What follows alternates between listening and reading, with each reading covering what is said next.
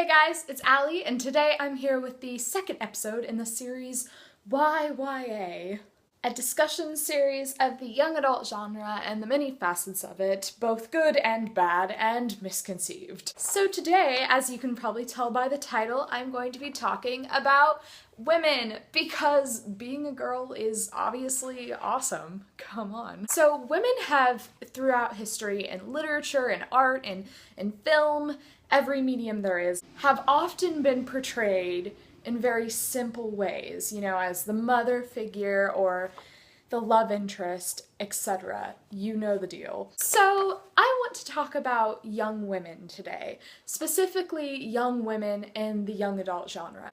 So without further ado, let's get started. So the bad. A lot of times in YA, what I see as like the bad side of girls being portrayed is the lovesick, totally not rational, completely devoted to her man teenager.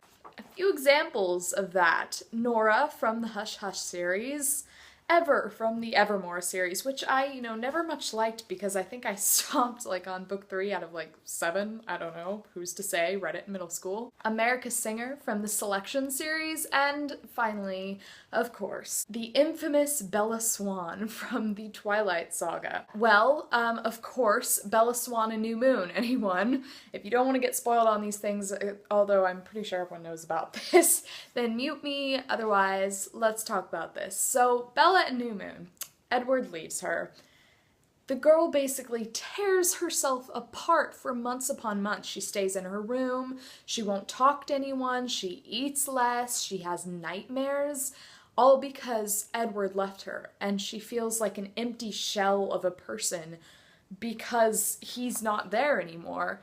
And the thing is that she's such a bad model for young girls because she's basically saying that you're nothing without your man. Which is not true in the least, not even a little bit true. Another one, America Singer. As adorable as the Selection series can be, and swoony and what have you, America Singer spends most of her time flinging herself back and forth between two guys. And yes, the series can be adorable, but it kind of paints girls in such a one-dimensional light. So what I'm saying is that there is nothing wrong with loving someone passionately and having a boyfriend. That's great. The problem comes when all these girls are being portrayed as extremely codependent, and that all their validity, all their import, all their value, basically, comes from dating these guys and being with these guys. And that's so wrong. I don't know if you guys are familiar with the Bechdel test. It's a test that was made for movies, and I'll give a quick run over. There's 3 rules for the Bechdel test. It's very simple. 1, there's more than one girl in the story. 2, they have names. 3, they talk about something other than a man and the relationship they're having with them. And in all these books I've mentioned before, that's all they talk about. Girls talk about so many other things. Women, girls, young women are full of a lot of depth. They talk about, and I talk about, a lot more things than just guys and who we're currently interested in. So even though that is a problem, what I mentioned about how women are negatively portrayed in young adult, more often than not, what we're seeing nowadays is the opposite, and that's what I really want to talk about today. The former is a lot less popular nowadays. Now what we're seeing more is the strong, bright, intelligent, revolutionary leading female heroine, and that's what's really exciting to me. It's really changing the way we look at girls and the way young girls are seeing girls, I think. And just to name a few, we have Katniss from the Hunger Games, Joanna from the Hunger Games, Hermione Granger from the Harry Potter series, June from the Legend trilogy, Cassie and Ringer from the Fifth Wave series, Blue Sergeant from the Raven cycle, Katza and Bitterblue from Christine Cashore's books, Lilac LaRue from These Broken Stars. There are so many great female characters in the young adult genre. They really have a great presence. I have a quick anecdote for you. Earlier this week, I got the chance to go meet Amy Kaufman and Megan Spooner. They were doing a Q&A on their book tour for their second book in the Starbound series, This Shattered World, which is the sequel to These Broken Stars. And they were doing Q&A, and they were talking about how they write together, how they got published, etc., etc. But they're also talking about what it was like to be two female writers in what is traditionally considered a man's genre, science fiction. But what I found was really poignant to this discussion in particular was how they were talking about how they construct their female heroines, their leading ladies. And what they were saying is that they noticed that so many times girls in books or movies are forced to take on traditionally male traits in order to become strong or to have a sense of import or value. And they were saying that they wanted to create characters that have this kind of strength and intelligence, but also have a sense of femininity. So they like dresses, they like fashionable things, they like doing the hair, etc. Because there's nothing wrong with being a girl, you know, there's nothing wrong with liking those kind of things. And that's what I think is one of the biggest issues, is that people think that, oh, well, if you have to be strong, then you have to be like a guy.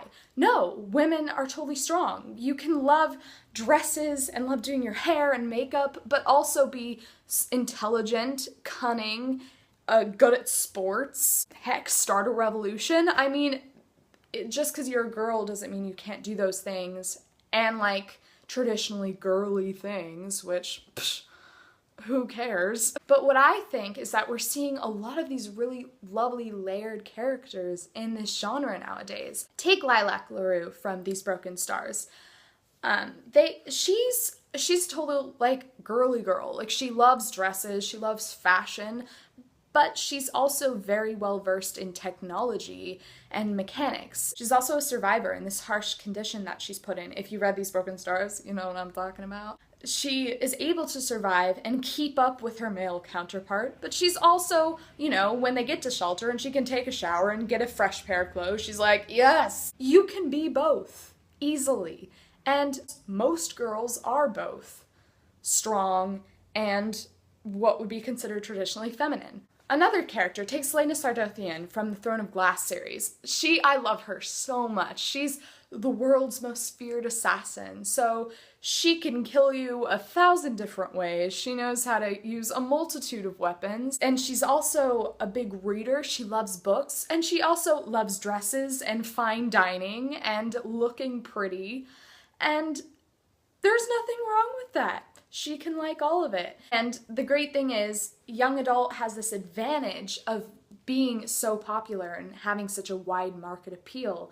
So many girls all around the world are reading about these rich, strong female characters. And I think that's so great that at such a young age, women are starting to read about women who are strong and bright and unafraid of who they are. And I think that YA in general, you know, obviously there's some books that are really using their wide market appeal to introduce such wonderful female characters. Also, not all, but a lot of YA books are passing the Bechdel test. For instance, Celaena and her best friend Nehemia have page-long conversations that have nothing to do with the men they're interested in. Nothing whatsoever. They're talking about things they like, books they've read, languages, their backgrounds, revolutions. Blue and her aunts talk about a wide variety of things.